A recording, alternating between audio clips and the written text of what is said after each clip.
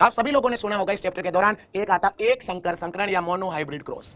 और एक संकर संकरण का मतलब क्या होता है? ऐसा संकर संकरण जिसमें एक जोड़ी युग्म विकल्पी अथवा विपर्यासी लक्षण भाग लेते हैं उसको एक संकर संकरण कहा जाता है। और जो इसके अंदर अधिकांश लोग ये बता रहे बिल्कुल बिल्कुल साहब, सभी लोगों का आंसर बिल्कुल सही 8वें में। इस क्वेश्चन के बारे में व्याख्या करते हैं, पढ़ते हैं, देखिएगा। तो एक संकर संकरण में इन्होंने लंबे पौधे का क्रॉस विद्यार्थियों बोने पौधे से करवाया। समयुग्मजी लंबे पौधों का क्रॉस किससे करवाया? बोने पौधों से। इनमें से प्रभावी लक्षण जो था वो लंबा था और अप्रभावी लक्षण कौन सा था? बोना था।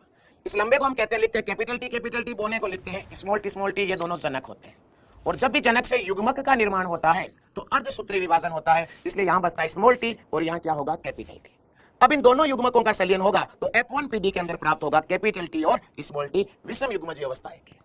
अब यहां पर प्रभाविता का नियम लागू होता है, लॉ ऑफ द डोमिनेंस लागू होता है। और प्रभाविता का नियम क्या कहता है कि इस नियम के अनुसार जो लक्षण के प्रभावी होता है वो अपना प्रभाव F1PD में प्रकट करता है और जो लक्षण अप्रभावी होता है वो अपना प्रभाव F1PD में प्रकट नहीं कर पाता है।